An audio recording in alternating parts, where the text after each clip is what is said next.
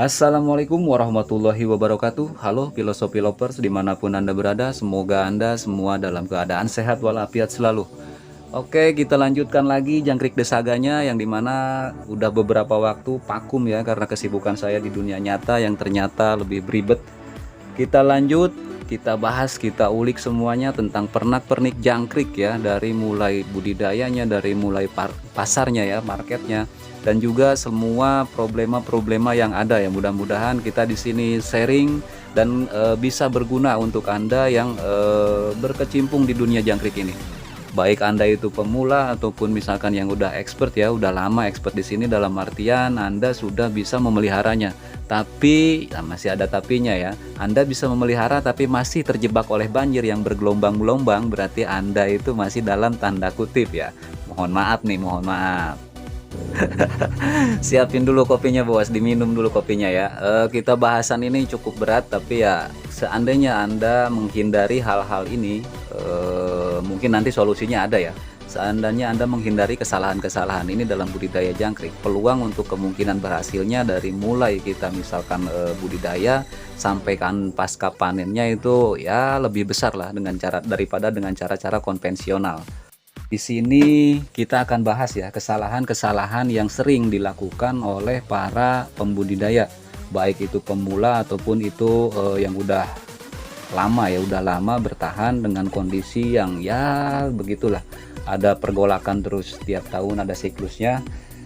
Di sini yang pertama yaitu saya bahas ya, kesalahan yang nomor satu itu setiap pelaku itu tidak melakukan research atau tidak melakukan penelitian terhadap pasar. Sekarang saya tanya nih, Anda jawab jujur ya, kalau ada istilah Anda petani mandiri, ada istilah Anda itu petani binaan dalam artian mitra ya, kemana sih jangkrik tersebut larinya setelah dari kotak Anda masuk ke karung ya? Tentunya itu yang sekarang ada, yang apa ya, yang mayoritas kebanyakan itu masuknya ke kios-kios burung ataupun ke penghobi-penghobi burung dan juga reptil ya. Dan ada penyerapan sedikit yang menjadikannya produk olahan. Ini yang umum ya. Mungkin ada beberapa yang udah emang kapasitas gede, mereka ada link keluar atau misalkan mereka punya peralatan yang sedikit canggih, dan itu pun mungkin tidak bagi-bagi dengan Anda ya. Itu harus jawab jujur. Ketika Anda mau memulai, ketika Anda mau mencoba, bukan mencoba ya, maksudnya kita mau setar nih, mau setar berbudidaya jangkrik ini, Anda itu ikut-ikutan atau Anda itu misalkan, oh ternyata di kios burung rame nih ya, selalu misalkan ada saatnya di saat langka itu mahal sehingga Anda tertarik. Nah, riset pasar ini kenapa saya masukkan, karena di titik ini ya, ini poin yang utama, poin yang pertama. Ketika Anda melakukan riset pasar, di sana Anda bisa menentukan tujuannya. Kita itu mau bermain di mana? Mau bermain di telurkah? Atau mau bermain di pembesarankah ya? Atau mau main di jadi sales kah? Atau misalkan Anda itu jadi pengepulnya sekalian. Itu yang saya maksud dengan riset pasar. Nanti kan itu menentukan ya, langkah kerja Anda selanjutnya itu akan istilahnya Anda bisa planning ya, merencanakan, oh harus seperti ini, harus seperti ini, dan seterusnya. Mungkin untuk lengkapnya nanti akan saya buat video tersendiri ya, secara terpisah. Lalu lanjut ke nomor 2 ya, kesalahan yang harus Anda hindari di saat Anda mau memulai atau ketika Anda sedang memulai, yaitu Anda itu tidak terlalu paham atau tidak mengetahui seluk-beluk tentang jangkrik ya. Jadi Anda sebelum memulainya, ini solusi ya, sebelum Anda memulainya Anda harus mempelajari dulu kapan musimnya dia itu, istilahnya di alam ya, kapan dia itu musimnya kawin, kapan dia itu misalkan pergantian kulit dalam beberapa hari ke depan, atau misalkan pakan apa yang paling optimal, terus juga lingkungan hidup seperti apa yang mereka butuhkan. Itu nanti berpengaruh ya. Tidak sedikit orang yang gagal atau kolaps tengah-tengah ketika jangkrik mau panen, ternyata di dasar box itu banyak sekali yang mati ya, karena misalkan ada trigger dari alam, ada penyebab dari alam, entah itu panas yang berlebih atau misalkan hujan atau kelembaban atau kebisingan dan lain sebagainya.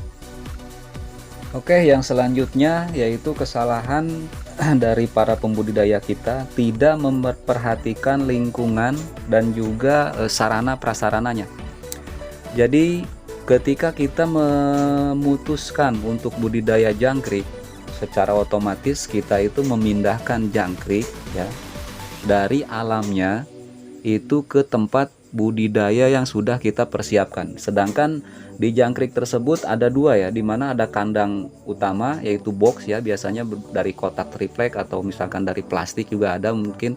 Lalu ada ruangan atau kamar ya. Nah di sana itu lingkungan sekitar, dalam artian di sini Anda ada kamarnya, ada ruangannya, tapi Anda tidak memperhatikan dari mana arah mata angin, dari mana misalkan ada cahaya matahari masuk, bagaimana kebisingannya di lokasi tersebut. Karena apa? Karena selama ini saya punya lahan di sini segini, ya itulah yang dipakai ya.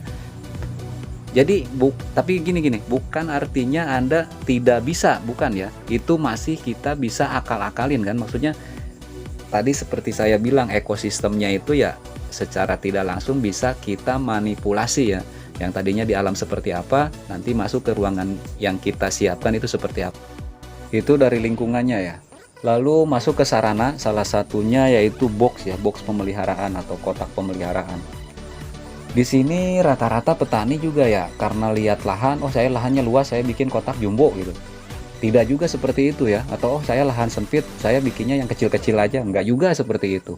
Tapi seandainya Anda melakukan analisa, nanti semua itu berkesinambungan ya, berhubungan dari schedule nanti jumlah panen misalkan ya, dari misalkan tenaganya atau manpowernya cuma dikerjakan oleh satu orang, atau misalkan dengan orang rumah ya, bantuan istri atau anak, itu juga nanti menentukan. Nah selama ini ya kesalahannya seperti itu, ketika Anda mau memulai saya pengennya jumbo biar panennya sekian kintal, atau misalkan biar panennya sekian banyak. Nah seperti itu ya salah satunya nanti ketika Anda berjalan akan kerepotan sendiri. Atau contohnya lagi ya, karena Anda tidak menganalisa atau lingkungannya itu tidak diperhatikan, di tengah-tengah ada burung lah yang jadi hama ya, ada tikus lah, atau ada cicak lah ya, ada toke, bahkan ada ular. Nah hal-hal semacam itu kalau Anda menganalisanya mungkin nanti ya, di tengah perjalanan atau di saat Anda sedang melakukan budidaya itu bisa diminimalisir. Itulah salah satu keuntungannya kalau Anda istilahnya menganalisa terlebih dahulu untuk lingkungan dan sarana prasarananya. Ini juga mungkin nanti akan saya buat ya video-video selanjutnya, mudah-mudahan bisa konsisten. Jadi semua akan saya ulas secara detail, dan ini hanya gambarannya saja ya. Lanjut ya, sekarang masuk ke tema pemeliharaan ya. Udah masuk ke kesalahan yang selanjutnya, yaitu kesalahan dalam penetasan telur. Ya kalau Anda misalkan sudah beberapa siklus ya, mungkin punya trik-trik tersendiri, tapi untuk yang pemula biasanya tidak sedikit yang gagal. Mungkin butuh 2-3 kali siklus, apalagi dengan hasil beli ya. Biasanya kalau telur hasil beli, seandainya Anda kurang paham dengan ciri-ciri telur yang berkualitas itu, bisa saja Anda mendapatkan telur yang kurang bagus. Nah di sini mungkin nanti yang paling berpengaruh yaitu jam terbang ya. Jam terbang dalam artian semakin Anda sering melakukan, maka kalau Anda misalkan mencatat, kalau Anda misalkan memperhatikan, menganalisa dari kualitas telurnya itu atau dari daya tetasnya itu, nanti akan pintar dengan sendirinya. Kecuali kalau emang beli dapatnya pas kebetulan udah ciri-cirinya jelek, ya udah Anda retur aja ya.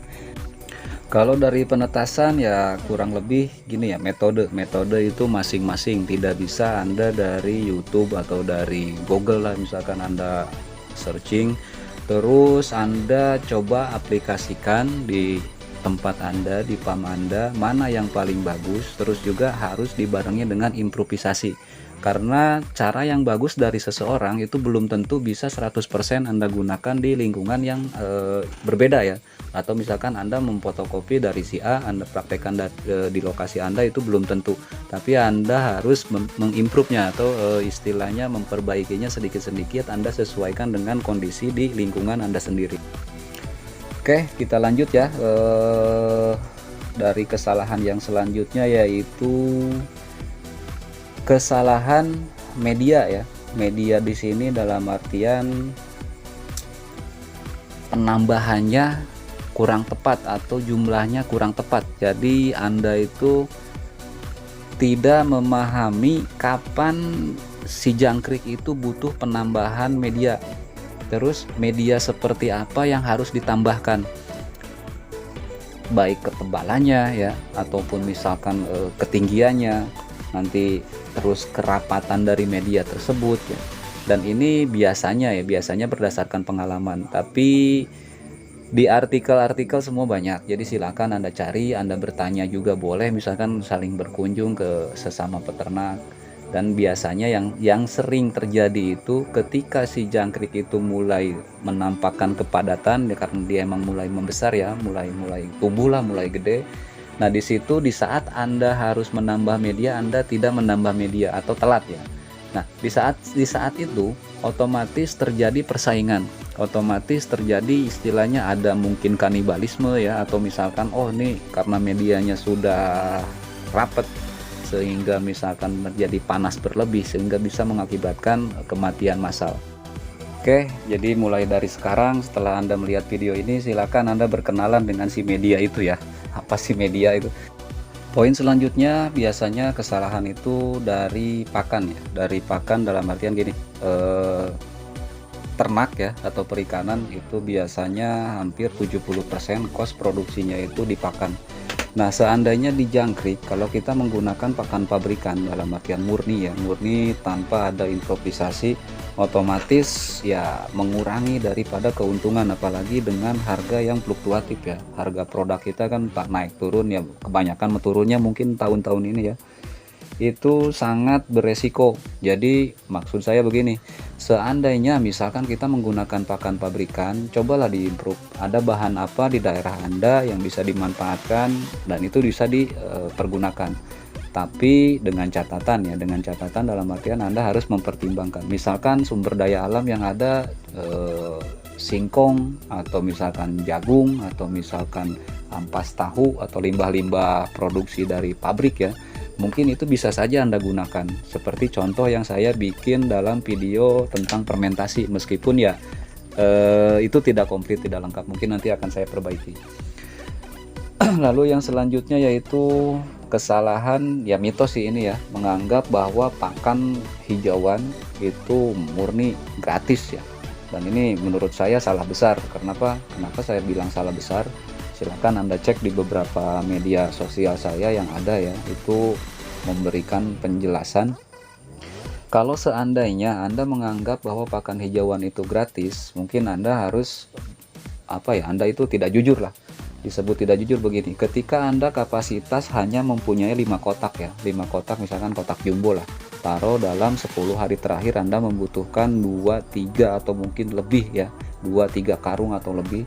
Anda apakah hitung tenaga Anda yang dipakai itu harus berapa jam? Atau misalkan Anda butuh bensin, butuh yang rokok, mungkin butuh rokok atau butuh jajan kopi ya di jalan atau gimana.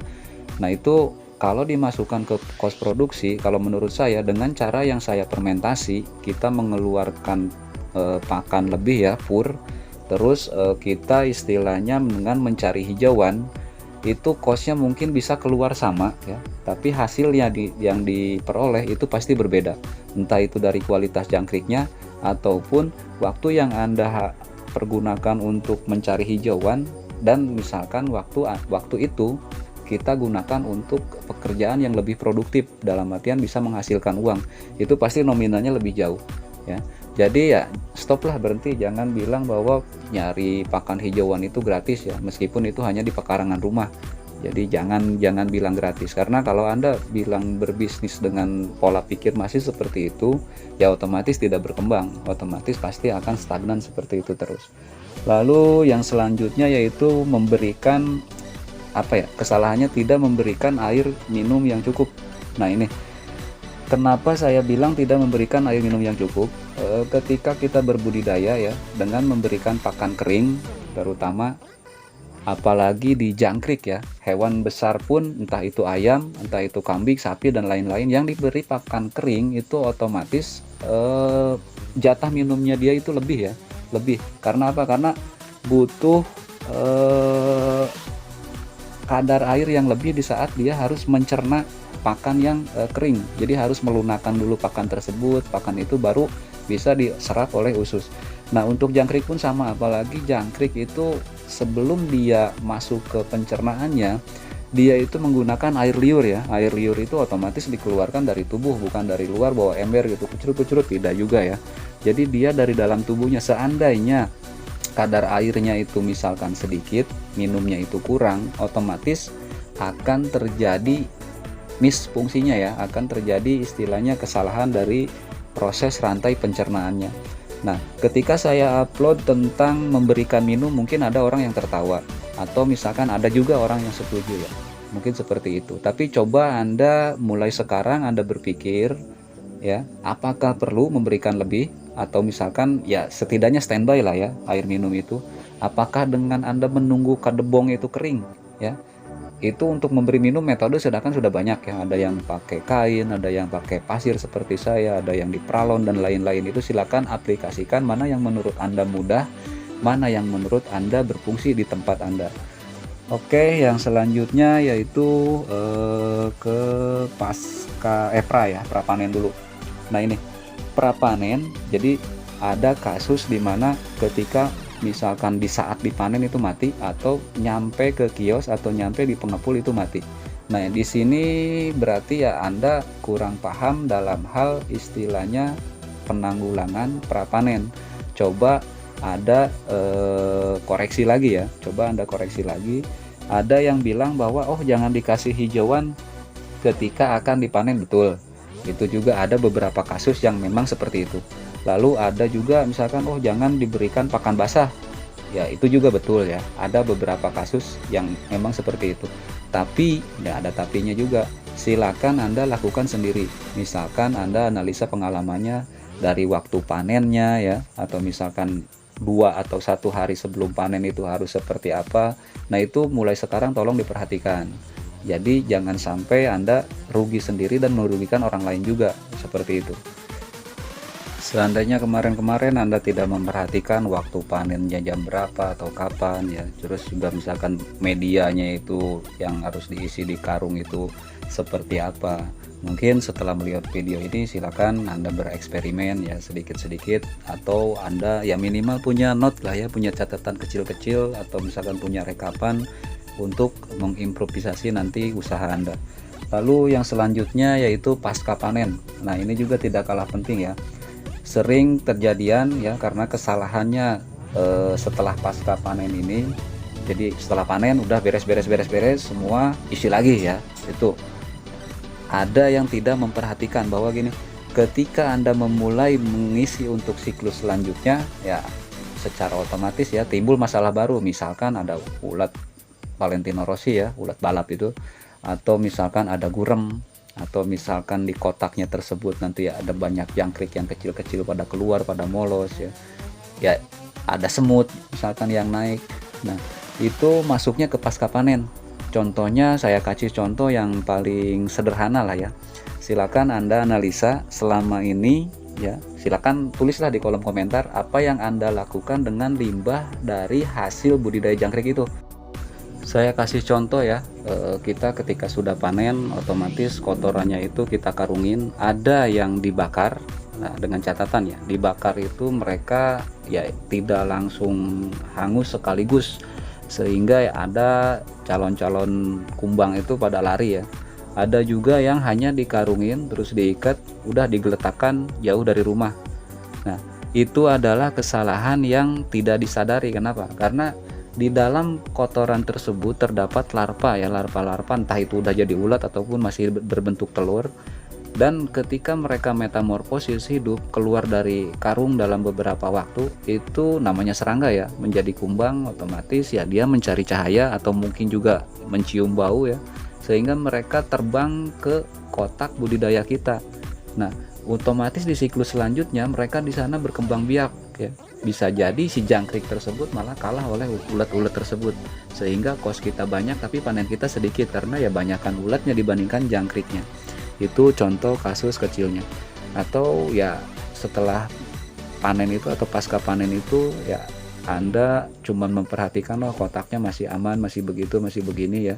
Tapi tanpa menyadari ada beberapa apa sih namanya, ada beberapa faktor yang menyebabkan ada makhluk lain dalam artian di sini di saat Anda misalkan kering nih, musim kemarau lah ya, musim kemarau tidak ada hujan, otomatis kelembaban itu bagus.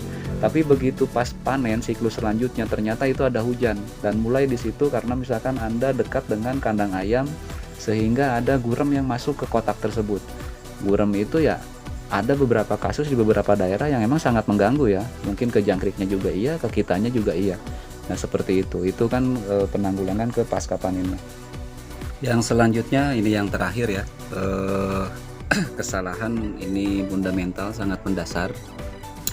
Orang-orang di kita atau peternak di kita biasanya cukup puas ya. Mungkin bagi Anda yang masuk petani mitra dan kebetulan punya bos atau pengepul yang konsisten, dengan kondisi apapun mereka bertanggung jawab ya. Apa yang Anda hasilkan itu ditampung oleh mereka. Nah, tapi kenyamanan tersebut jangan sampai menjadikan kita ya, menjadikan Anda itu ya udahlah begini gitu, ngurus jangkrik itu toh misalkan sampingan atau misalkan tidak dijadikan yang pokok ya. Jadi merasa puas sampai di situ, tidak. Nah, ini kesalahannya yaitu tidak ada improvisasi dalam berbisnis budidaya jangkrik ini. Jadi Anda taunya ya udah jangkrik hidup dijual, udah seperti itu. Sehingga ketika Anda ingin menambah keuntungan itu hanya berpikir untuk melipat gandakan jumlah kotak. Nah, itu salah satu kesalahan dalam improvisasinya itu, dalam bisnisnya. Saya kasih contoh begini, mungkin ini di konten selanjutnya ya, dimana berhubungan dengan poin 1 tadi ya, mengenai pasar. Kalau Anda berimprovisasi, pasar yang sudah ada itu Anda kembangkan ya. Anda kembangkan dalam artian gini, ketika Anda berbudidaya jangkrik, Anda berada di titik mana atau Anda mau menjual apa gitu. Contoh nih. Contoh tadi saya bilang limbah. Limbah itu ya, kotorannya itu kalau berdasarkan hasil analisa saya, meskipun belum dilabkan ya, itu hasilnya jauh lebih baik dari pupuk kandang ayam ataupun sapi ataupun kambing ya. Tapi dengan catatan ya, ada tapinya. Tapi ketika prosedurnya salah ya, itu membawa patogen, membawa parasit, sehingga ya sayuran atau apapun ketika penanganannya salah itu akan menyebabkan kerusakan, mati ya. Sekarang saya tanya, apakah itu peluang? Pupuk yang hasilnya lebih bagus ya, dengan sumber yang biasanya itu dibuang percuma. Coba lihat ya, sekarang itu organik sudah ya, orang-orang di perumahan atau orang-orang istilahnya yang mengerti standar kehidupan, mereka nyari yang sehat ya, yang organik. Itu peluang, betul itu peluang. Kalau bisa Anda ambil peluang tersebut, atau dari yang lainnya ya, dari hanya limbahnya doang bisa 2-3 item yang bisa Anda jual, dan ada produk turunannya. Dalam artian ya, seandainya Anda menjual kotorannya itu atau menjual limbahnya itu dalam bentuk tertentu, itu akan ada alat atau akan ada sesuatu yang bisa dijual include dengan limbah dari jangkrik tersebut. Nah, selama ini apakah ada gitu orang yang istilahnya secara komersil ya membuat terus juga mengedarkan? Kan selama ini belum. Nah, itu ya mungkin nanti salah satu dari penonton dari Filosofi Budidaya Channel ini, semoga ya itu salah satu dari bentuknya improvisasi dari bisnis. Masih banyak ya, itu hanya dari satu itemnya aja, belum dari jangkriknya atau misalkan belum dari yang lain-lainnya. Atau mungkin Anda bisa bikin integrated farm ya, jadi Anda beternak jangkrik, limbahnya Anda manfaatkan sendiri, itu juga bisa. Mungkin nanti akan kita bahas untuk di bahasan-bahasan yang berikutnya ya. Mungkin sekian dulu ulasan dari saya mengenai kesalahan-kesalahan yang sering dilakukan oleh para pembudidaya jangkrik di kita ya, di Indonesia ini. Jangan lupa Anda pantengin terus Filosofi Budidaya Channel. Jangan lupa juga di subscribe ya, bagi yang belum, di like, Silakan berkomentar yang sopan, yang bisa membangun, lalu di-share juga ya kalau Anda rasa ini berguna buat orang lain. Dukungan Anda sangat membantu saya ya, atau sangat membantu kami di sini untuk terus berkarya, memberikan ya tips-tips seputar untuk perikanan, ikan hias, ikan konsumsi, atau mungkin peternakan ya, di unggasnya atau di kaki empatnya, dan tentunya saja di jangkrik ya. Oke, selanjutnya nanti mungkin ya, setelah semua tadi saya jelaskan akan saya rangkum nanti di layar akhir. Silakan mau di screenshot ya, jadikan ini sebagai sarana penambah ilmu. Kalau seandainya Anda selama ini berpikir tidak seperti ini, ya mungkin itu sebagai suatu tambahan ya, wawasan bagi Anda. Jangan takut ya, ini semua udah saya coba ya, udah saya jalankan ya, meskipun dalam skala yang masih kecil. Oke, sampai di sini bahasan kita untuk tema kali ini ya, untuk topik kali ini. Sehat selalu, sukses selalu. Salam buat Anda filosofi lovers dimanapun Anda berada. Akhirul kalam, wassalamualaikum warahmatullahi wabarakatuh. Terima kasih.